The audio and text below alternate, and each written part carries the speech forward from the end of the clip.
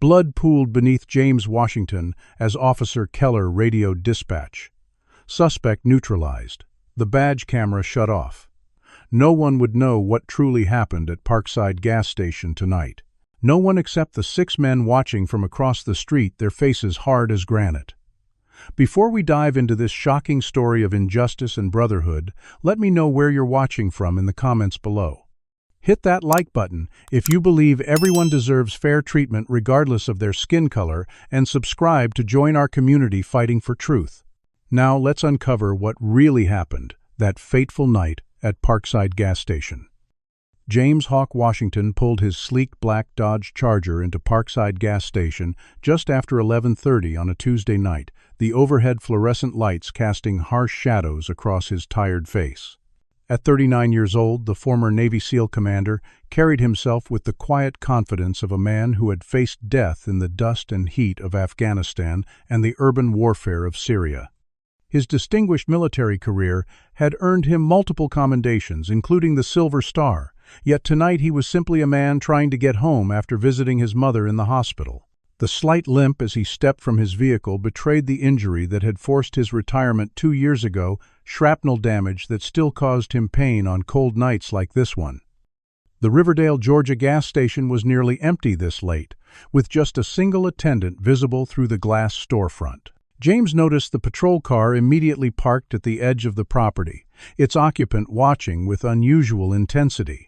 Officer Bradley Keller had been with the Riverdale Police Department for 15 years, a career marked by numerous complaints that somehow never stuck to his record.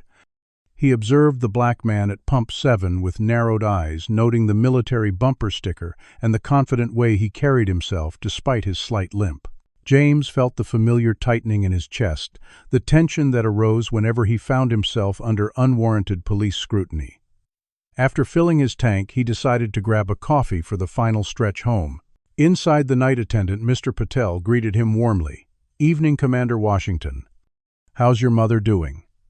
The Indian immigrant had owned the station for over a decade and knew most of his regular customers by name.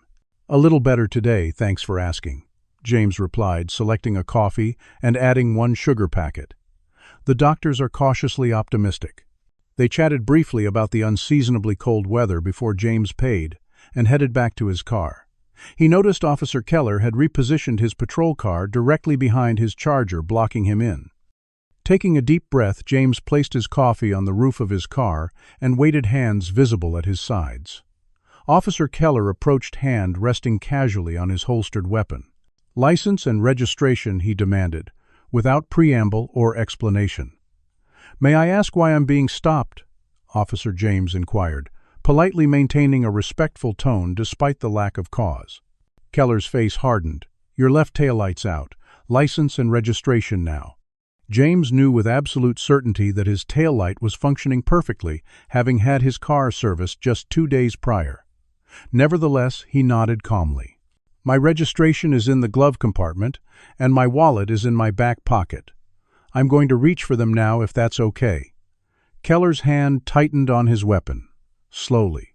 James carefully retrieved his registration first, then reached for his wallet. "I'm a veteran, sir.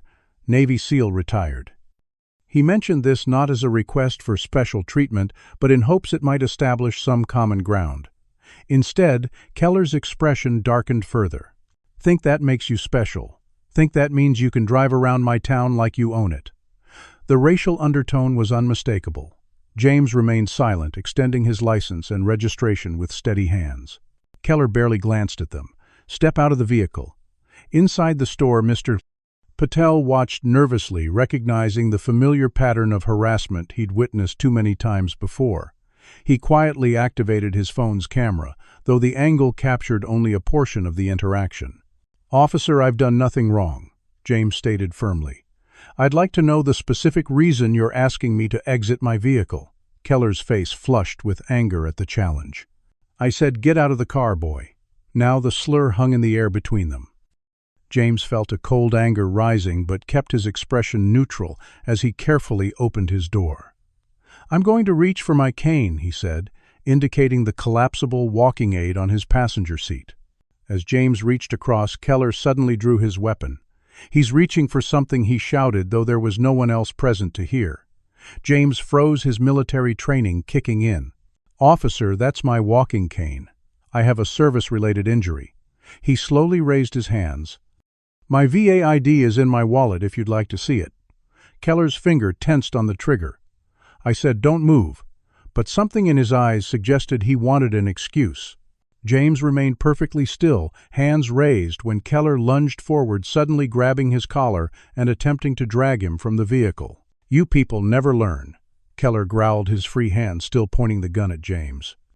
As James tried to maintain his balance without his cane, his foot caught on the door frame. The stumble was all the excuse Keller needed. 3 shots rang out in quick succession, echoing across the empty parking lot. James collapsed to the pavement, blood spreading quickly across his chest. Keller immediately stepped back, holstered his weapon, and reached for his radio. Dispatch shots fired at Parkside Gas. Suspect attempted to disarm officer. Request immediate backup and ambulance. Then, with a quick glance to ensure Mr. Patel couldn't see from his angle, Keller reached down and switched off his body camera.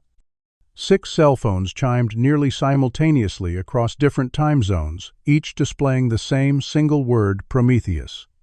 The emergency signal hadn't been used in 7 years, not since their final mission together. Marcus Bailey was midway through a presentation to potential investors in his Chicago security consulting firm when his phone vibrated.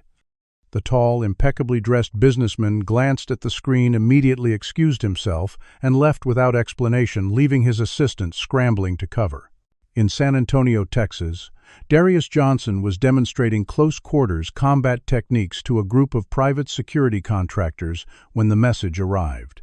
The muscular former weapons specialist calmly handed over the class to his assistant before disappearing into his office, his usual jovial demeanor replaced by grim focus. Eric Ghost Michaels silenced his phone during his daughter's ballet recital in Norfolk, Virginia, but checked it during applause. The lean, unassuming man, who had been the team's infiltration specialist, whispered something to his wife, kissed his daughter's forehead, and was gone before the next performance began. Dr. Terrell Wilson, known as Doc during his service, was performing rounds at Baltimore Memorial Hospital when his phone alerted him. The brilliant trauma surgeon who had saved countless lives on and off the battlefield immediately arranged coverage for his patients. Andre Ace Reynolds was midway through a guest lecture on cybersecurity at Stanford University when he received the message. The former communications specialist and technical expert apologized to his students, citing a family emergency, and was already booking a flight before reaching the parking lot. Commander Isaiah Montgomery was chopping firewood at his remote Minnesota cabin when his phone chimed. The 52-year-old former unit leader, whose strategic brilliance had guided them through the most impossible missions, stared at the screen for a long moment before heading inside to pack a small duffel bag. Within 90 minutes, all 6 men were connected via an encrypted video conference faces, grim as Isaiah explained the situation. James has been shot by a police officer in Riverdale, Georgia. 3 bullets to the chest. He's in critical condition at Riverdale Memorial. The news hit like a physical blow. James Washington had been their second in command, the steadiest of them all. How Darius demanded his normally jovial face hard with anger. Isaiah shared what little he knew, including hospital reports obtained through his military contacts. Survival chances are slim, 30% at best. Ghost, always the quietest, spoke up. "Who's with him?" The silence that followed was answer enough. "Police report claims James reached for the officer's weapon," Isaiah continued. "But I've got partial security footage from the gas station owner that tells a different story." He played the grainy video showing James with his hands clearly raised before the officer's aggressive action. "What do we know about this cop?" Marcus asked, already pulling up databases on his laptop. "Bradley Keller, 15 years with Riverdale PD," Isaiah replied. "Multiple complaints of excessive force, particularly against minorities. Nothing ever sticks." Doc studied the medical report with professional detachment that couldn't quite hide his fury. "These injuries, the angle suggests he was shot while falling, not attacking." Ace was already typing furiously. "I'm accessing police communications from tonight. There's something off about this whole situation." The 6 men looked at each other across their screens, the unspoken question hanging between them. It was Ghost who finally verbalized it. "We're going in right." There was no hesitation in Isaiah's response. "Wheels up in 60. We meet in Atlanta, then proceed to Riverdale." Within hours, the former elite operatives were converging on Georgia, each bringing unique skills honed in the world's most dangerous environments. Marcus, whose financial acumen had made him wealthy after service, chartered a private jet and arranged for untraceable vehicles and equipment. Darius, who now trained military and law enforcement, packed specialized gear that wouldn't trigger security alerts. Ghost, whose ability to move unseen had given him his nickname, brought surveillance equipment that even most intelligence agencies couldn't access. Doc packed a portable medical kit that could sustain field surgery if necessary. Ace brought cutting-edge communications and hacking technology developed in his security firm. And Isaiah, their former commander, brought the strategic mind that had never failed them in 15 years of the most classified operations in American military history. They gathered at a private airfield outside Atlanta, in the pre-dawn hours, embracing briefly before loading their gear into 2 nondescript SUVs. No one spoke of the legal implications of what they were planning. These were men bound by an oath stronger than law, forged in blood, and sacrifice in places whose names would never appear in official records. "James would do the same for any of us," Darius said simply as they drove toward Riverdale. Isaiah nodded. "We get the facts first, then we decide how to proceed." But the cold determination in his eyes suggested justice would come one way or another. What Officer Bradley Keller didn't know, as he filed his falsified report that night, was that he hadn't just shot an ordinary black veteran.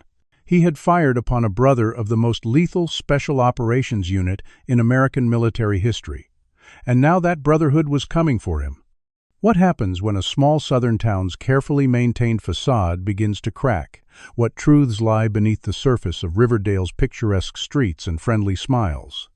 The 6 former special operators established their base of operations in a rented farmhouse 10 miles outside, town limits chosen for its privacy and multiple access routes. Ghost had swept the property for surveillance devices, while Ace established secure communications, and Marcus arranged for supplies through intermediaries that couldn't be traced back to them. By sunrise, they had transformed the rustic living room into a command center with maps, computers, and surveillance feeds.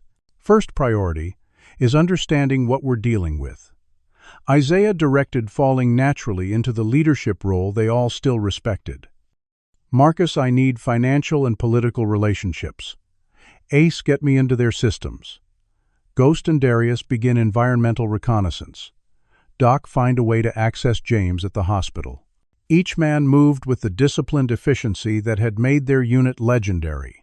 While Doc created a convincing identity as a visiting specialist to gain hospital access, Ghost and Darius began exploring Riverdale itself, presenting themselves as insurance adjusters conducting a regional survey.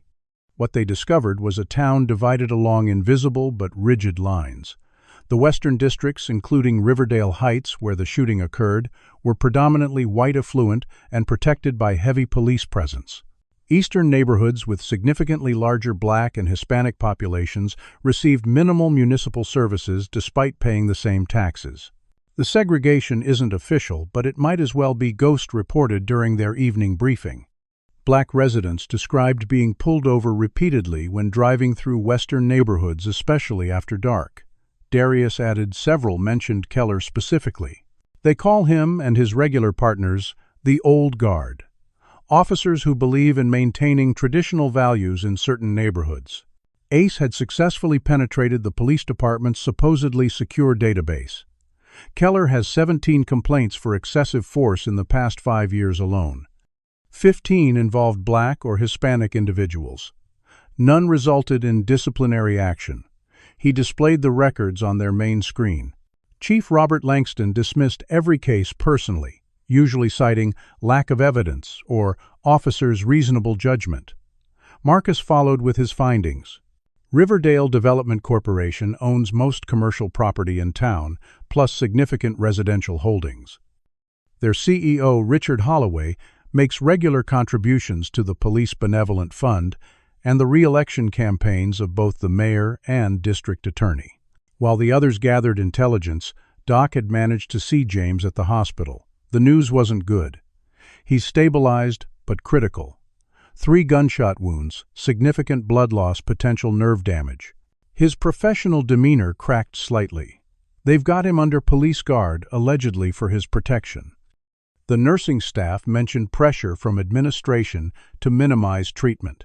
Their investigation deepened when Ghost identified and approached Tanya Williams, a local civil rights attorney who had represented several victims of police misconduct. Initially reluctant to speak with outsiders, she eventually agreed to meet after Marcus mentioned James by name. James Washington is one of the good ones, she told them, in the back room of a small restaurant in East Riverdale. Volunteers with veteran outreach programs, mentors kids at the community center. When he moved into Riverdale Heights 2 years ago, the harassment started immediately. Parking tickets, noise complaints, regular patrol cars driving by his house. She passed them a thick folder. I've been documenting cases like his for years. Black professionals move into predominantly white neighborhoods, suddenly face harassment until most eventually leave. Property values drop. Riverdale Development buys the houses at discount, renovates minimally, then sells at premium rates to white families. Ghost and Darius exchanged glances. Gentrification with a badge, Darius muttered. Tanya nodded grimly. Exactly. And Keller is their most effective enforcer. That night, while conducting surveillance on Keller, Ghost observed something significant. The officer met with Chief Langston and a well-dressed civilian at a diner outside town. Using specialized audio equipment, he recorded their conversation. The problem is, this one's got military background, Keller was saying. People might ask questions. The civilian, whom they later identified as Richard Holloway, responded dismissively.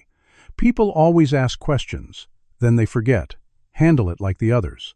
Meanwhile, Doc had managed another hospital visit and reported a critical development. James regained consciousness briefly.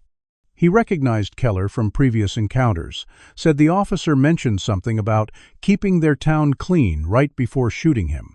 By their 3rd day in Riverdale, a disturbing pattern had emerged. Isaiah summarized their findings.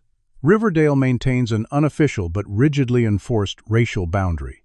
When black residents like James purchase homes in traditionally white neighborhoods, they face systematic harassment until they leave. Property values drop. Holloway's company purchases at reduced rates, and the cycle continues. Marcus added, the police, particularly Keller's old guard, serve as enforcers for this system. The mayor, DA, and several council members benefit financially through relationships with Riverdale Development. Ghost's quiet voice completed the picture. And James, as a decorated veteran who refused to be intimidated, represented a threat to their system. This wasn't random harassment. It was targeted elimination of a problem resident. The implications settled heavily over the room. This wasn't just about one racist cop. They were facing an entrenched system with tentacles throughout Riverdale's power structure. Mr. Riverdale's power structure. Patel, the gas station owner, confirmed his security footage was altered before being submitted as evidence, Isaiah added. The original shows James never reached for anything resembling a weapon. Ace looked up from his computer. They're pushing to close the investigation quickly. Internal Review Board is already scheduling a ruling to clear Keller, despite the supposed ongoing investigation. The 6 men exchanged grim looks, their course becoming clear. This goes beyond Keller, Isaiah stated. We're looking at systematic corruption and civil rights violations backed by economic and political power. Doc's phone chimed with a hospital alert. James's condition is deteriorating. They're claiming complications, but I suspect deliberate negligence. Darius's expression hardened. So what's the play? Commander Isaiah studied the evidence wall they had created, his strategic mind assessing options. We gather irrefutable evidence and ensure it reaches authorities who can't be bought. Federal level, Ghost nodded. And if that fails, the question hung in the air, loaded with implications. Isaiah's response was measured but unambiguous. Then we ensure justice, by other means. Do you believe systems like Riverdale's exist in real towns across America?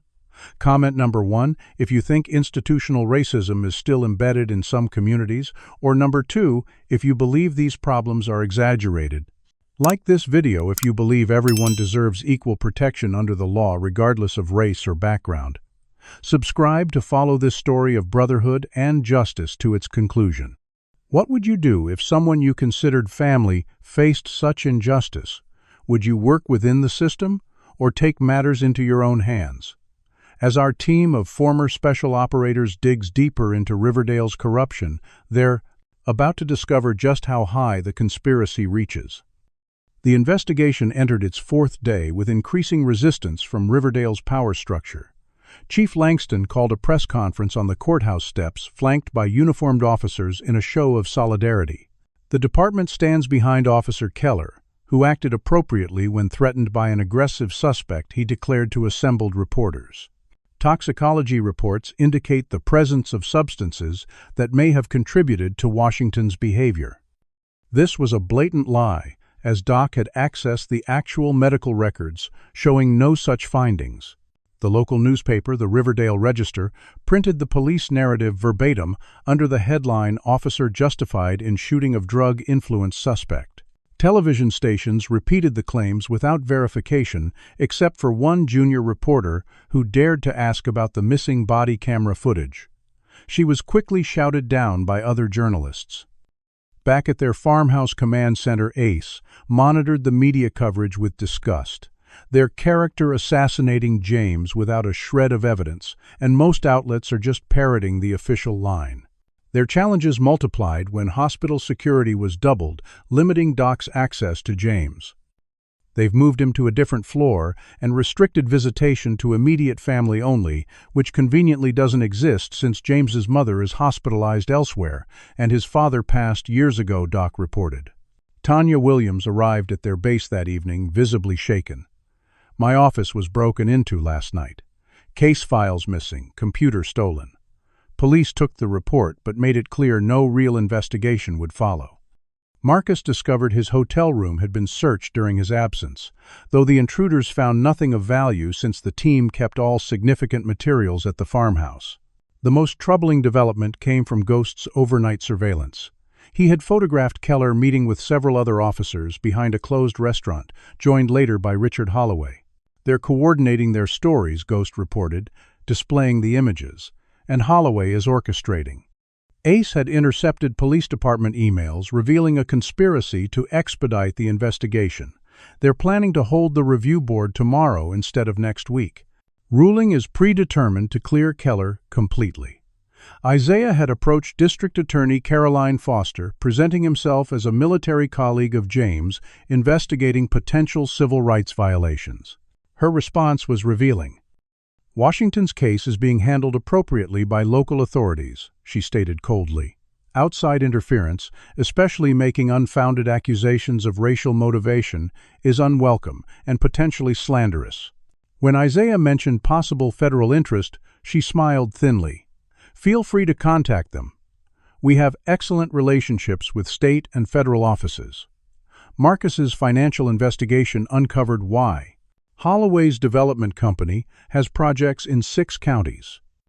Their political action committee donates heavily to state officials, including the governor's last campaign. The team was facing not just a corrupt department, but an entrenched system protected by powerful interests.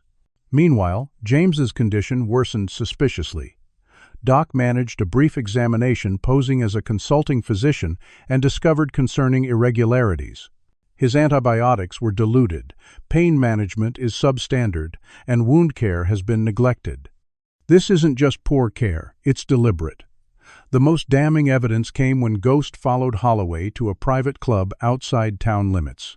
Using specialized surveillance equipment, he recorded a meeting between Holloway Chief Langston D.A. Foster and 3 city council members. Their conversation, captured through directional microphones, was explicit. "Riverdale Heights maintains its value through community standards," Holloway stated. "Each disruption to those standards costs all of us. Washington was warned repeatedly, but refused to cooperate. Langston added, "Keller may have been overzealous in his methods, but the outcome serves our interests. One less problem property to deal with." D.A. Foster's contribution was most chilling. "The investigation concludes tomorrow. After that, any outside inquiry will face jurisdictional challenges that should delay matters indefinitely. By then, public interest will have moved on." One council member expressed concern about potential federal involvement, but Holloway dismissed it. "Our friends in the State House will run interference. They understand what we're protecting here." That night, the team faced their most difficult decision. "The system is completely corrupted," Isaiah summarized. "Local authorities are actively covering up a racially motivated shooting, and state officials are complicit." Marcus nodded grimly. "And they're effectively killing James through medical neglect while controlling the narrative through friendly media." Darius, always the most direct, asked the question they were all considering. "Do we take Keller down ourselves?" The room fell silent as they contemplated crossing that line. They were men who had operated in the shadows for their country, taking actions that would never appear in official records. They had the skills to deliver their own form of justice with minimal risk of detection. Ghost broke the silence. "That's not what James would want." Doc agreed. "He's always believed in the system even while fighting to improve it," Ace added, "and it wouldn't address the larger problem. Keller is a symptom, not the disease." Isaiah had been contemplating the maps and evidence wall. "We don't just expose Keller," he decided finally. "We expose the entire operation irrefutably and publicly, but first we need to get James somewhere safe." Their plan crystallized quickly. Doc would arrange to transfer James to a secure medical facility under the guise of specialized treatment. Meanwhile, they would gather evidence that couldn't be ignored or buried, targeting not just Keller, but the entire corrupt network. "We go with multiple angles," Isaiah directed. Financial records showing the property scheme, original, unaltered evidence from the shooting, documented pattern of harassment, and recorded conspiracies after the fact. Marcus would trace the money trails. Ghost would obtain untampered evidence. Darius would compile the pattern of civil rights violations, and Ace would hack communications revealing the cover-up. "And when we have everything," Isaiah concluded, "we bypass local and state authorities entirely. Federal civil rights prosecutors, national media, and public disclosure, simultaneously creating too much pressure to contain." As they finalized details, Doc received an urgent alert from his hospital contact. James had been scheduled for an unnecessary surgical procedure that carried significant risks given his condition. "They're accelerating their timeline," Doc warned. "We need to move now." The brotherhood that had conducted the most dangerous missions behind enemy lines now faced a different kind of battle on American soil. The enemy wasn't a foreign power, but a corrupt system designed to protect wealth and power through racial oppression, and like every mission before failure, wasn't an option. Tensions escalated dramatically the following morning, when the Riverdale Register published a front-page story claiming James Washington had a violent criminal history, including assault charges. Sources within the police department provided records indicating Washington had previously resisted arrest in another jurisdiction. The article stated, complete with falsified mugshots, that Ace quickly identified as digitally altered images of another man entirely. The character assassination campaign continued on local radio and television, with commentators questioning why a man with Washington's history had been allowed to purchase property in Riverdale Heights. The manufactured outrage spread through social media, with many residents expressing support for Officer Keller. Tanya Williams, outraged by the blatant lies, organized a community protest outside police headquarters. Over 200 residents, predominantly from East Riverdale, gathered with signs demanding justice and transparency. Chief Langston responded by deploying officers in riot gear, despite the entirely peaceful nature of the demonstration. When protesters refused to disperse, police used tear gas and flashbang grenades, resulting in 12 arrests and multiple injuries. The aggressive response dominated local news, with coverage focusing on civil unrest rather than the underlying issues. While public attention focused on the protests, the team executed multiple operations simultaneously. Doc implemented their plan to extract James from the hospital, arriving with falsified transfer papers for a non-existent spinal specialist consultation. When hospital administration attempted to block the transfer, he produced legitimate-looking documentation of medical negligence and threatened immediate legal action. James was transferred to a private medical facility 30 miles outside Riverdale, where a former military medic trusted by Doc took over his care. He stabilized, but still critical, Doc reported after the successful extraction. Proper treatment should improve his chances significantly. Meanwhile, Darius and Ghost executed a high-risk operation at the police station. Using credentials obtained through Marcus's connections, Darius entered as a state police consultant, while Ghost accessed the evidence room through a maintenance entrance. They successfully retrieved the original, unaltered gas station security footage that clearly showed James with his hands raised when Keller initiated the aggressive physical contact that preceded the shooting. Ace focused on electronic evidence, hacking Keller's personal and work computers. "Got them," he announced triumphantly, after hours of careful work. Emails between Keller, Langston, and Holloway discussing specific problem residents in Riverdale Heights. The messages explicitly mentioned James as someone who refuses to take hints about where he belongs. Other emails discussed coordinated patrol patterns designed to harass specific homeowners until they sold their properties. Marcus traced financial transactions, showing significant money flows. Kickbacks disguised as consulting fees from Riverdale Development to several officers, including Keller and Langston, he reported, plus property records showing the pattern Tanya described. Black-owned homes sold under market value after periods of harassment purchased by shell companies that trace back to Holloway, then resold at premium prices after minimal renovations. At the private medical facility, James regained consciousness long enough to provide Doc with his full account of the shooting and preceding events. "Keller had been following me for weeks," he revealed weakly. "Pulled me over 5 times in 2 months, always with bogus reasons. That night at the gas station, he said something before he fired. Said, 'People like you don't belong in Riverdale Heights,' right as he drew his weapon." The final piece fell into place when Isaiah identified Officer Peterson, a younger policeman who had been first on scene after the shooting. After tracking his movements for 2 days, Isaiah approached him while he was alone at a fishing spot outside town.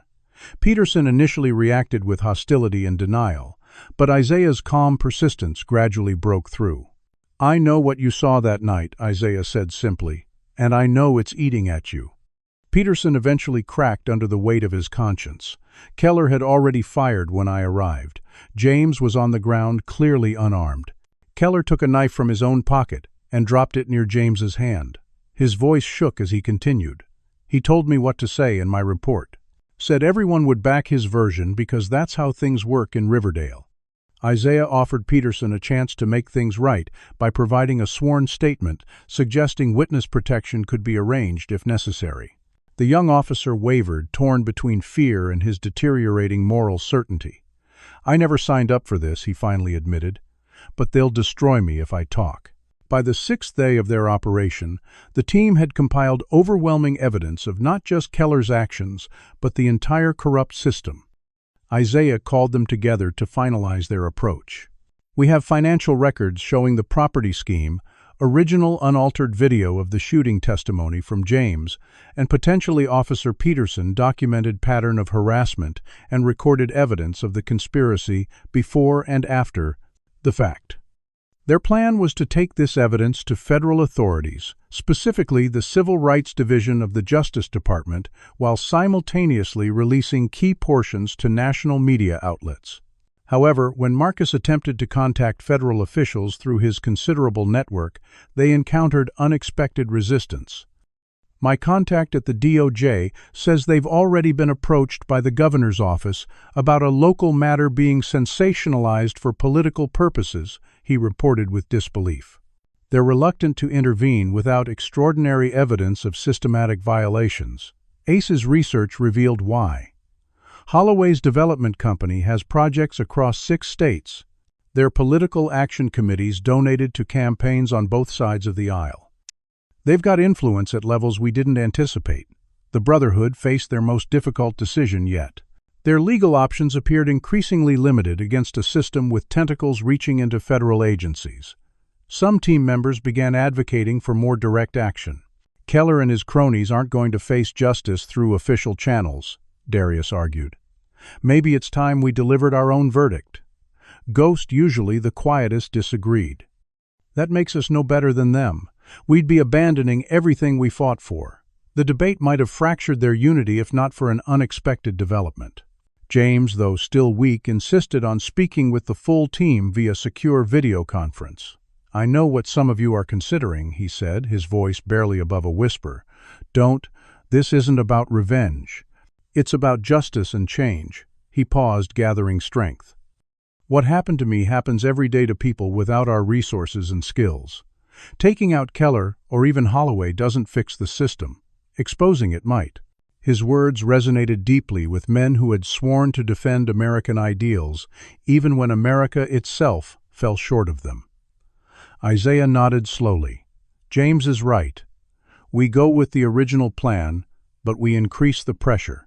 If federal authorities are hesitant, we create circumstances where they can't afford not to act." The team refocused on a strategy to expose the corruption so publicly and irrefutably that even politically connected officials couldn't ignore it. They would need to overcome media indifference, political interference, and the blue wall of silence protecting Keller and his associates. And they would need to do it before James's health deteriorated further, or Riverdale's power brokers realized the full extent of the threat they faced.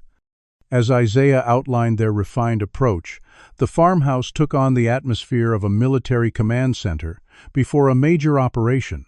These men had executed missions in the world's most hostile environments against seemingly impossible odds. Now they would apply those same skills against an enemy hiding behind badges, legal documents, and respected positions in an American town. The Brotherhood was going to war. What happens when elite warriors trained to defend America find themselves fighting corruption on American soil? How far would you go to protect a brother betrayed by the very system he once defended? The team implemented their probably preceded J's 90U counteroffensive with military precision, each man leveraging his specialized skills against Riverdale's corrupt power structure. Marcus, whose financial expertise had built his successful investment firm, focused on following Riverdale Development's money trail. Working through shell companies and offshore accounts, he documented a pattern of tax fraud, illegal kickbacks, and potential money laundering.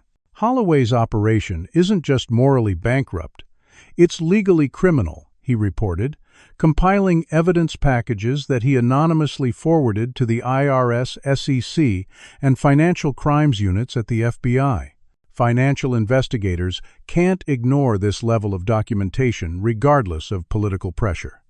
Ace created an untraceable website called Riverdale Truth, where they began publishing evidence of police corruption and racial targeting.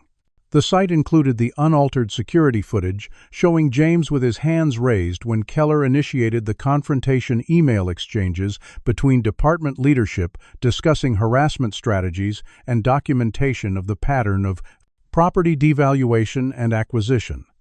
Within 24 hours, the site had garnered national attention, with major news outlets picking up the story that local media had suppressed. Ghost, living up to his nickname, infiltrated Holloway's office during off hours, copying files that explicitly detailed the company's strategy. They actually documented their approach, he reported with disgust. Target neighborhoods for demographic adjustment, identify non-compatible residents, request increased. Police presence to address quality of life concerns, then acquire properties at reduced values after residents leave. The files included maps of Riverdale with properties color-coded by racial status of owners and prioritized for community standard enforcement. Darius worked with Tanya Williams to identify other victims of Keller's racial profiling, building a comprehensive class action lawsuit alleging civil rights violations. "We've got 15 solid cases documented," he reported. Black professionals who purchased homes in West Riverdale experienced systematic harassment and eventually sold at losses. Pattern is undeniable. Doc ensured James received proper medical care while documenting his injuries in meticulous detail, preparing expert testimony on the trajectory of bullets that contradicted Keller's claim of self-defense. James's condition had stabilized, though recovery would be lengthy. "He's conscious more regularly now," Doc reported, "and determined to testify when the time comes." Isaiah leveraged his military contacts to bring federal attention to the case, connecting with former colleagues now working in various agencies. "They're listening now," he confirmed. "The evidence is too substantial to ignore, regardless of political connections."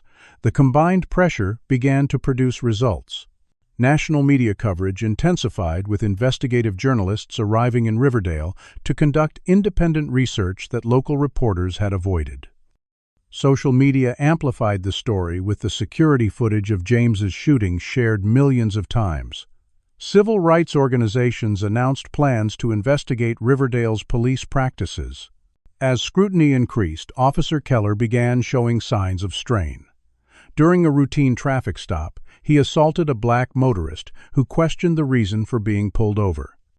Unknown to Keller, Ghost had anticipated this reaction and installed discreet surveillance cameras at known profiling hotspots. The incident was captured in its entirety and uploaded to the Riverdale Truth website within hours, quickly going viral and drawing further attention to the case. The new incident provoked stronger local reaction, with protests growing to include white residents shocked by the mounting evidence.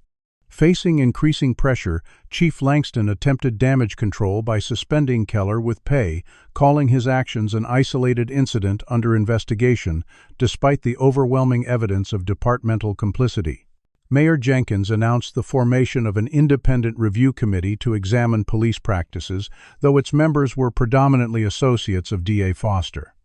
Holloway held private meetings with business leaders and political allies seeking to contain the spreading scandal.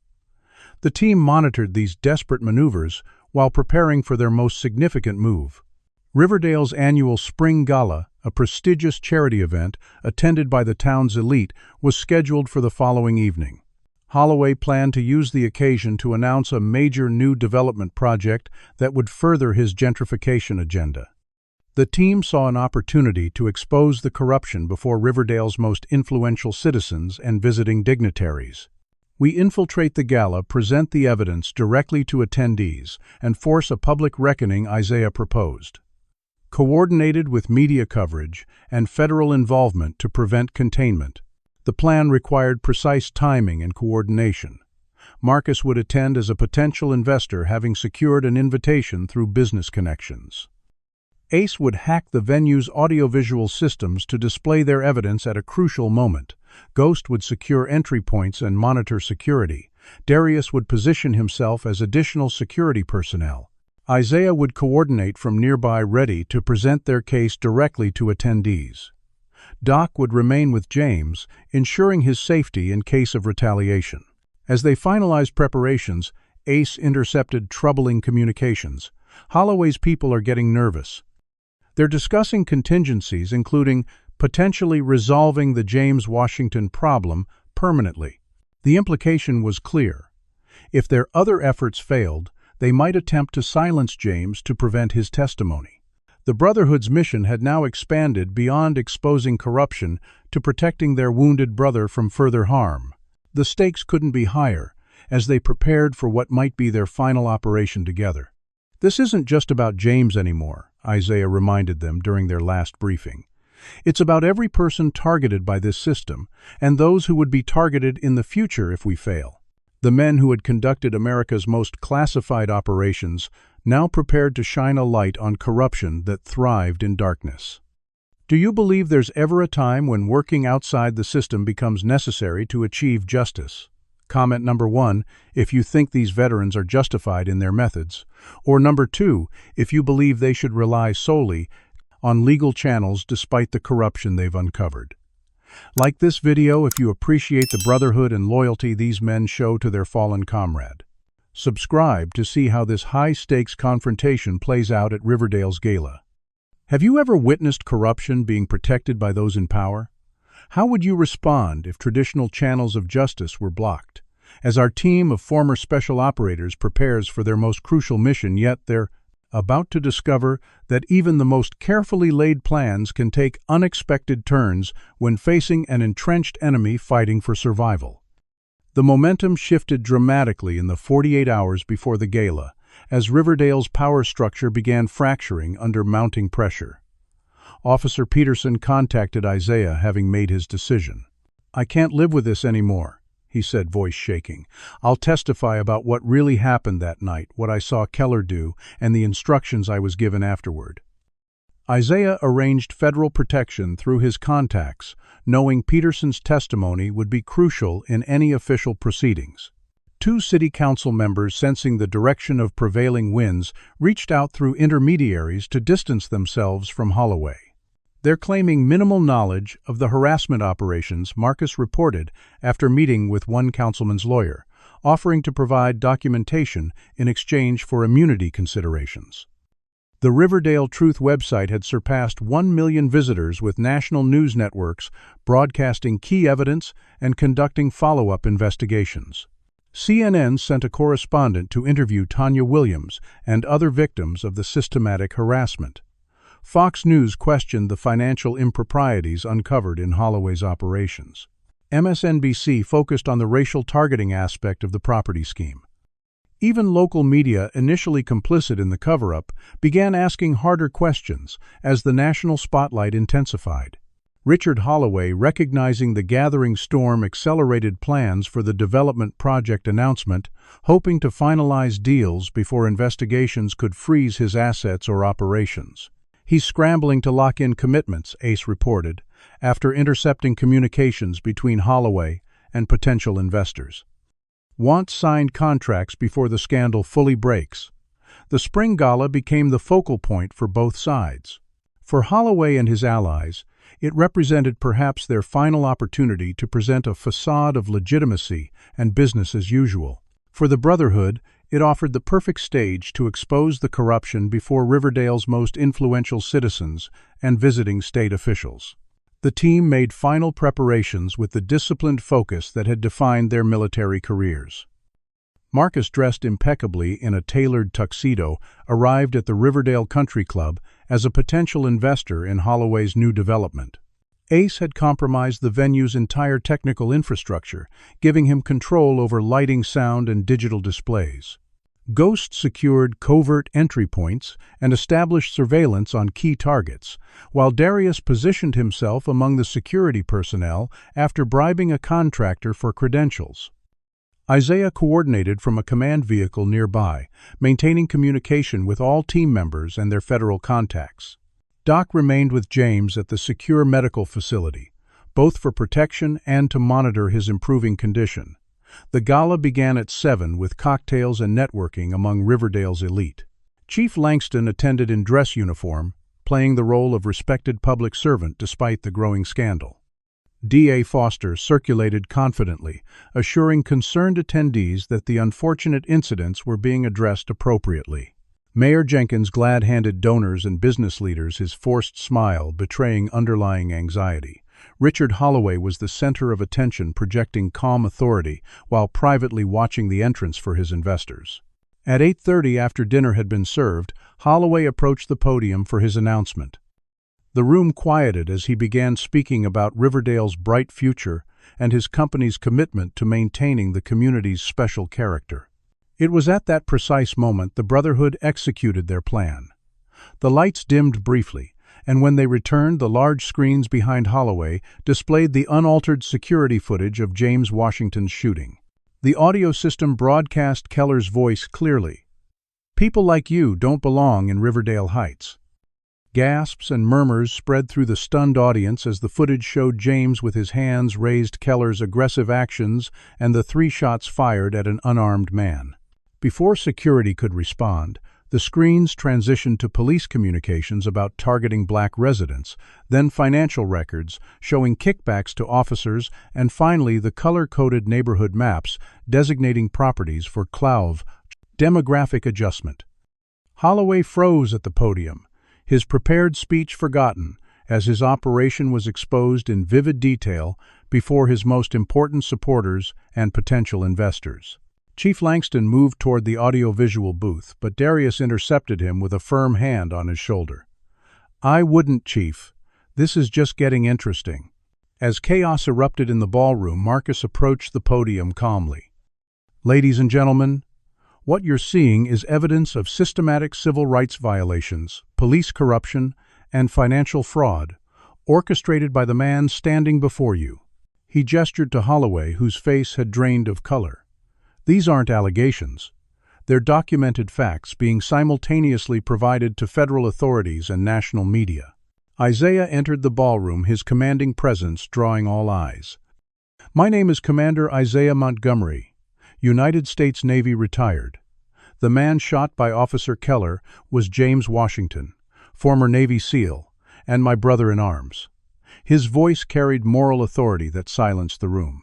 What happened to him wasn't random. It was part of a calculated system of racial harassment designed to manipulate property values and maintain segregation in Riverdale. Chief Langston finally found his voice. "This is an illegal disruption of a private event. Officer Keller, arrest these men." Keller, who had been providing security near the entrance, moved forward with several other officers. The confrontation that followed would later be described by attendees as the moment everything changed. Keller approached Marcus aggressively, drawing his weapon in a near-perfect mirror of his confrontation with James. On the ground now, he shouted, his face contorted with rage. Cameras from multiple attendees' phones recorded every moment, as Marcus remained perfectly calm, hands visible at his sides. "Are you going to shoot me too, Officer Keller?" In front of all these witnesses and cameras, the standoff held for a tense moment before Officer Peterson stepped between them. "That's enough, Brad," he said firmly. "I'm not doing this anymore." Other officers, seeing the overwhelming evidence and recognizing the shifting situation, hesitated rather than backing Keller's play. One by one, they lowered their weapons. Keller, feeling betrayed and exposed, lost control completely. "You don't understand what we've been trying to protect here," he shouted, gesturing wildly with his weapon. "These people move in and destroy everything. Property values, safety, the character of neighborhoods our families built." His unfiltered racism, broadcast on dozens of phones, and the gala's own recording system confirmed everything the Brotherhood had worked to expose. Richard Holloway attempted to salvage the situation, stepping forward with his hands raised placatingly. "There's clearly been a misunderstanding. Officer Keller's views don't represent Riverdale development or this community's leadership." But Keller, enraged by the betrayal, turned on his former patron. "Misunderstanding. You're the one who told us which houses to target. You said to make Washington's life hell until he sold. You approved the bonuses when we got results. Federal agents, coordinated through Isaiah's contacts, chose that moment to enter the ballroom. Agent Catherine Simmons of the FBI Civil Rights Division took control of the scene. Richard Holloway, Bradley Keller, Robert Langston, Caroline Foster," she announced formally. "You're under federal investigation for civil rights violations, conspiracy, fraud, and obstruction of justice. Please surrender any weapons and prepare to answer questions." As the primary conspirators were separated for questioning, Agent Simmons approached Isaiah. "We've been building a case on Riverdale development for months," she explained quietly. "But we lacked the connections to police activities. Your team provided the missing pieces." Within hours, the federal investigation had expanded to include additional officers, city officials, and business leaders. Officer Peterson and other whistleblowers received protection as they provided formal statements. James Washington, watching developments from his hospital bed with Doc beside him, saw justice beginning to unfold in ways he had almost stopped believing possible. The Brotherhood had accomplished their primary mission, exposing the truth and initiating legitimate investigation of the corrupt system. But as they gathered at the farmhouse to assess the rapidly evolving situation, they realized their work might not be finished.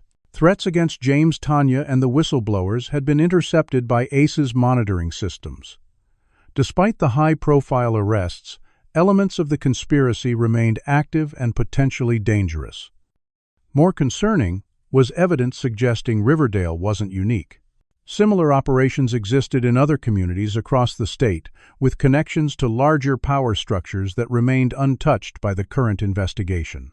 The victory they had achieved, while significant, had disturbed a more extensive network. As Isaiah studied the emerging information, he recognized they faced a choice. They could return to their separate lives, considering their brotherhood obligation fulfilled, or they could acknowledge that exposing Riverdale's corruption was just the beginning of a larger mission. The men who had fought America's most classified battles overseas now contemplated a different kind of war at home, one against systemic injustice that thrived in shadows and corrupted the ideals they had sworn to defend. The federal intervention transformed Riverdale virtually overnight. FBI agents established a command center at the federal building in Atlanta, with satellite operations in Riverdale itself. Teams of forensic accountants pored over financial records seized from Riverdale Development and associated entities. Civil rights investigators interviewed dozens of residents about their experiences with police harassment.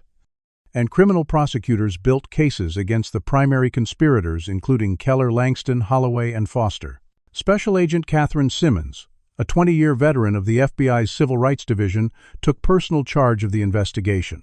What we're seeing in Riverdale represents one of the most comprehensive conspiracies to violate civil rights I've encountered, she informed Isaiah during a private briefing. Your team's evidence gave us the connections we needed to move forward after months of dead ends. Keller, Langston, and 4 other officers were placed on administrative leave pending criminal charges. Holloway was released on $2 million bail, but barred from accessing company assets or contacting associates. D.A. Foster faced potential disbarment in addition to criminal conspiracy charges. Mayor Jenkins, while not initially arrested, faced mounting pressure to resign as his knowledge of the operations became increasingly apparent. Officer Peterson and 3 other department whistleblowers received federal protection after providing detailed testimony about departmental practices targeting minority residents. They had a system, Peterson explained in his formal statement. Daily harassment quotas for certain neighborhoods, focused enforcement against specific homeowners, unofficial warnings to Black residents about fitting in with community standards. The unaltered gas station security footage, now broadcast nationwide, became a powerful symbol that galvanized public opinion. National civil rights leaders arrived in Riverdale, organizing community meetings and support for victims of the discriminatory practices. Congressional representatives called for broader investigations into similar patterns in other communities. The Brotherhood maintained their presence, but adjusted their operations as federal authorities took control. Marcus provided financial expertise to the forensic accounting teams. Darius assisted Tanya Williams in organizing protection for vulnerable witnesses. Ghost continued surveillance on associates of the main conspirators who remained at large. Ace monitored communications for potential retaliation threats. Doc focused on James's recovery, which progressed steadily under proper medical care. Isaiah coordinated with Agent Simmons, ensuring all evidence was properly integrated into the federal case. James Washington, now stable enough for extended conversations, received a steady stream of visitors at the secure medical facility. "I never expected anything like this," he told his former teammates during a quiet moment. "I thought I was alone in this fight."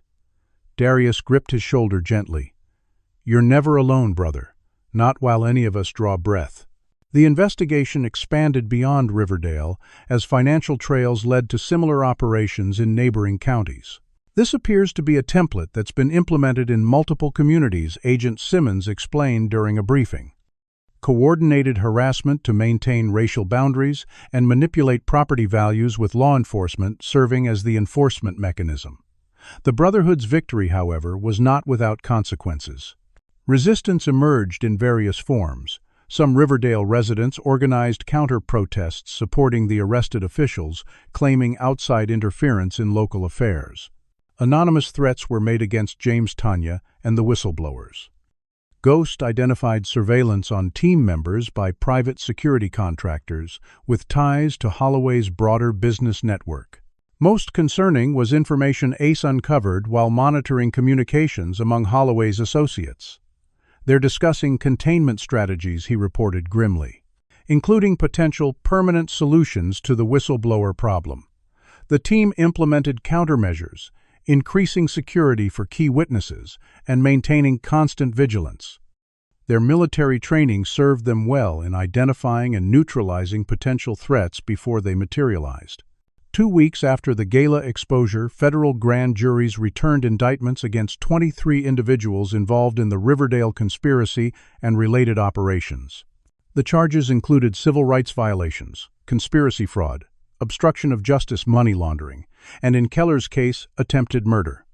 The arrests represented the most comprehensive civil rights enforcement action in the state's recent history. News of the indictment spread through Riverdale, triggering both celebration and tension.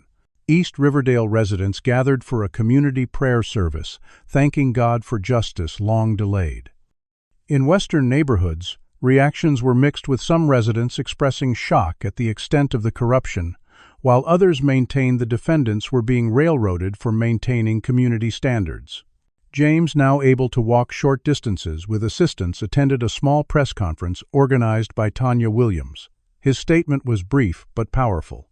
"What happened to me happens to countless others who don't have brothers with my team's resources and skills.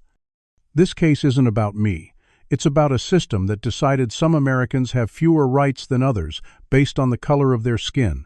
The national attention focused on Riverdale brought forward similar cases from other communities across the Southeast. Agent Simmons confirmed that broader investigations were being initiated based on the patterns identified in Riverdale.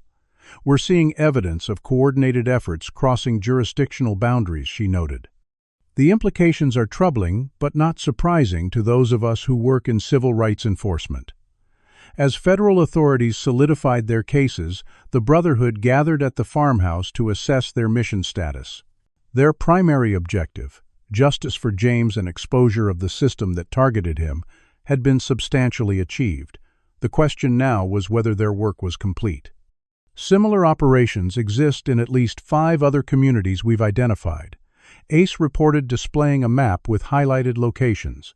Same methods, some with direct connections to Holloway's network, others apparently independent, but following the same playbook. Ghost added, "And we're still seeing surveillance activity on key witnesses here despite the federal presence. Someone's considering cleanup operations." Marcus studied the financial data he'd compiled. "Holloway's operation extends far beyond Riverdale. We've just scratched the surface of a network that spans multiple states." Isaiah considered this information carefully before addressing the team. "Our immediate mission is accomplished. James is safe, the truth is exposed, and legitimate authorities are pursuing justice." He paused, looking at each man in turn. "But we've uncovered something larger than we anticipated. The question is whether our brotherhood extends to addressing these broader issues or if we consider our obligation fulfilled." The room fell silent as each man contemplated the implications. They had careers, families, and responsibilities beyond their brotherhood bond. What they were considering would require significant commitment and potential risk. Doc spoke first. "James is stable, but has a long recovery ahead. His fight isn't over." Darius nodded. "And what about the next James, or the one after that? How many of our brothers and sisters face this kind of injustice without anyone to stand for them?" Ghost, typically the most reserved, added his perspective. "We took an oath to defend America against all enemies, foreign and domestic. We've identified domestic enemies of American principles that are causing real harm." Ace looked up from his computer. "I've got resources and skills that could make a difference in exposing these operations. Seems wrong not to use them." Marcus was the most established in civilian life, with a successful firm and extensive responsibilities. This would require commitments from all of us. Time, resources, risk. He paused. "But I can't walk away knowing what we now know." Isaiah studied the evidence wall they had constructed, considering the broader implications of what they had discovered in Riverdale. His strategic mind assessed the challenge, risks, and potential impact of expanding their mission. When he turned back to his team, his decision was evident in his expression. The brotherhood that had formed in military service had found a new purpose in civilian life, one potentially as important as any mission they had undertaken for their country. "We started this for James Isaiah," said quietly. "But it's become something larger. A different kind of service to the principles we swore to defend." The 6 men exchanged glances, their decision made, without further words needed. The Brotherhood would continue its work, adapting their elite skills to expose corruption and injustice that thrived in America's shadows. Their next mission was already taking shape. 6 months after the shooting that nearly claimed James Washington's life, remarkable transformations had occurred both in Riverdale and in the lives of the Brotherhood that had exposed its corrupt system. The federal case against Riverdale's corrupt officials had proceeded with uncommon speed and effectiveness. Bradley Keller had been convicted of attempted murder, civil rights violations, and conspiracy, receiving a 30-year federal sentence with no possibility of early parole. Robert Langston, Richard Holloway, and Caroline Foster had all been convicted on multiple counts of conspiracy, civil rights violations, and corruption, with sentences ranging from 15 to 25 years. 9 other officers and officials had accepted plea agreements in exchange for testimony, receiving lesser but still significant sentences. Riverdale itself underwent profound changes under federal oversight. A community oversight board, with representatives from all neighborhoods, now supervised police operations. New leadership implemented comprehensive reforms, including mandatory body cameras, revised use of force policies, and training on implicit bias and community relations. The City Council, with several new members elected in special elections, passed ordinances prohibiting discriminatory housing practices and established a Community Reconciliation Commission to address Riverdale's troubled history of racial division. James Washington's recovery progressed steadily, though doctors confirmed he would always carry physical reminders of that night at Parkside gas station. He could now walk with a cane, though prolonged physical activity remained challenging. The city of Riverdale settled his civil lawsuit for $12 million, a record amount that reflected both the egregiousness of the violations and the city's commitment to accountability. Rather than focusing on his personal recovery alone, James established the Washington Justice Foundation, dedicated to supporting victims of racial injustice and police brutality nationwide. The foundation provided legal assistance, medical support, and advocacy for systemic reforms, quickly becoming a respected voice in the national conversation on racial justice. On a crisp autumn morning, the Brotherhood gathered at Isaiah's lakeside cabin in Minnesota. They came not just to celebrate their success in Riverdale, but to formalize the new mission that had been taking shape since they recognized the broader implications of what they had uncovered. Gentleman Isaiah began as they settled in his spacious living room overlooking the water. "We've proven what we can accomplish together. The question is where we go from here." James, seated in a comfortable chair with his cane nearby, spoke first. "What we uncovered in Riverdale isn't unique. Since going public with my foundation, I've received hundreds of similar accounts from across the country. Systematic harassment, property schemes, corrupt officials protecting racist practices." Marcus opened his laptop, displaying a detailed presentation. "I've analyzed the financial patterns we identified in Riverdale and found matching signatures in 27 other communities across 8 states. Same methods. Sometimes the same financial backers, always the same outcomes. Enforced segregation and economic exploitation disguised as community standards." Ace added his findings. "I've been monitoring communications networks among police departments and property developers with concerning patterns. They're sharing what they call community management techniques that are essentially templates for the Riverdale model." Ghost, who had conducted field reconnaissance in several identified communities, provided his assessment. "Many of these operations are more sophisticated than Riverdale's, with better security and more political protection.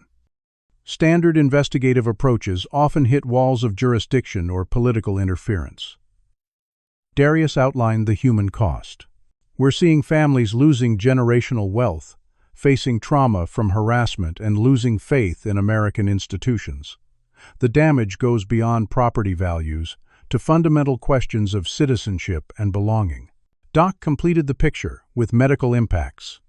"The health effects in targeted communities are measurable, increased stress disorders, cardiovascular issues, and mental health challenges directly linked to systematic harassment and fear. Isaiah listened carefully before presenting his proposal. What we're describing is a domestic threat to constitutional rights and American principles, precisely what we swore to defend. I believe we have both the capability and the responsibility to address it. His plan was both ambitious and practical. Using their unique skills and the resources now available through James's foundation, they would establish a covert operation dedicated to investigating and exposing similar systems of corruption and racial discrimination across the country. We don't replace legitimate authorities, Isaiah emphasized. We identify situations where the system is compromised, gather irrefutable evidence, and ensure it reaches authorities who can and will act. We shine light into shadows where injustice flourishes because no one is looking. Each man would contribute his specialized expertise. Marcus would provide financial backing and intelligence, using his business network as cover for investigations into suspect property schemes. Darius would develop training programs for evidence collection and security protocols for witnesses and whistleblowers. Ghost would create surveillance systems that respected privacy while documenting misconduct, allowing the team to gather evidence without illegal methods. Doc would establish medical support networks for victims and document health impacts of discriminatory practices. Ace would build secure communication systems and digital infrastructure, protecting their operations from detection while enabling effective information sharing.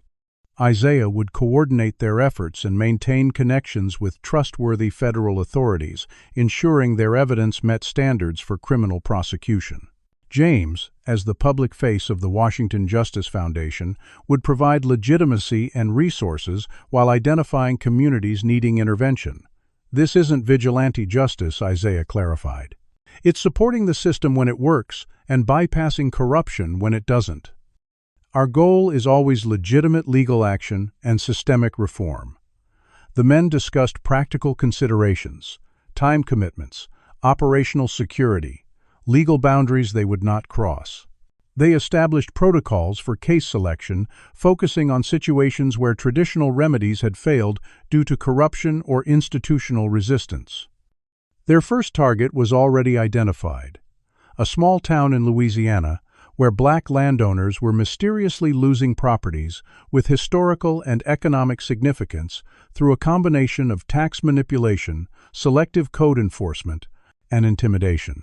Preliminary investigations suggested connections to both local officials and regional development interests. As the Brotherhood formalized their new mission, James reminded them of a fundamental principle. "This isn't about revenge," he said quietly. "It's about justice and systemic change.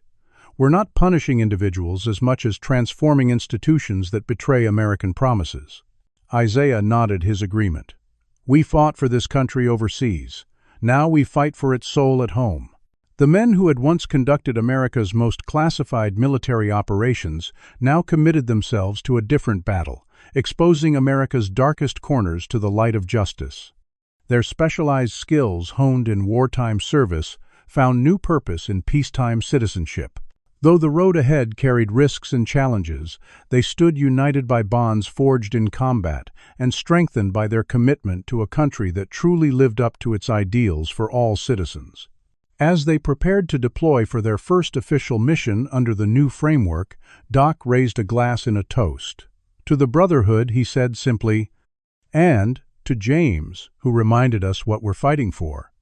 The former warriors touched glasses, their new mission clear. America had trained them to be its most effective defenders. Now they would defend its most vulnerable citizens against enemies who hid behind badges, legal documents, and respected positions. They had become guardians of the promise that all Americans, regardless of race or background, deserved equal justice, equal opportunity, and equal dignity. The fight that began at a gas station in Riverdale would continue in communities across America. Anywhere shadows of injustice needed light. What would you do if you witnessed injustice in your community? Would you have the courage to speak up like Officer Peterson, or the determination to fight like James and his brothers? Comment below with your thoughts on standing against corruption and discrimination. If this story moved you, please hit the like button to help others find it. Subscribe to our channel for more powerful, true stories of justice and redemption. And share this video with someone who needs to hear that fighting for what's right is always worth it, even against overwhelming odds. Thank you for joining us on this journey through darkness into light. Remember, the most important battles for America's soul aren't fought on foreign soil, but in our own communities, one act of courage at a time. Marked for Death teaches us that justice sometimes requires those with privilege and power to stand for those without. The Brotherhood demonstrated that collective action can overcome even deeply entrenched systems of corruption. Their story reminds us that racism doesn't just manifest in individual bigotry, but often exists as sophisticated systems protected by institutions meant to serve justice. True change demands both exposing injustice and rebuilding better systems. The Brotherhood's approach shows the importance of strategic thinking when confronting corruption. They gathered irrefutable evidence, built broad coalitions, and understood that changing hearts requires first changing behaviors through accountability. They recognized that while one racist officer was the immediate problem, the solution required addressing the entire corrupt ecosystem. Perhaps most importantly, this story illustrates that America's greatest strength lies in citizens who take its promises seriously, even when America itself falls short. The Brotherhood fought not just for James, but for the constitutional principles they swore to defend. They channeled their righteous anger into strategic action rather than mere vengeance. When confronting systemic injustice, the path forward isn't through violence or vigilantism, but through disciplined exposure of truth, followed by reconstruction of just systems that serve all citizens equally, regardless of race or blanksivus. Background. What injustice in your community would you risk everything to fight? Have you ever witnessed discrimination and wished you had the courage or resources to make a difference? Share your experiences in the comments below. Your story matters and could inspire others to take a stand. If this tale of brotherhood and justice in the face of racism moved, you hit that like button to help others find it. Subscribe to our channel for more powerful stories that shine light on America's struggles and triumphs with racial justice. And please share this video with someone who needs to be reminded that fighting for what's right is always worth it, even against powerful opposition. Thank you for joining us in these difficult but necessary conversations. Remember, a more just America begins with citizens brave enough to demand that our country live up to its highest ideals for everyone.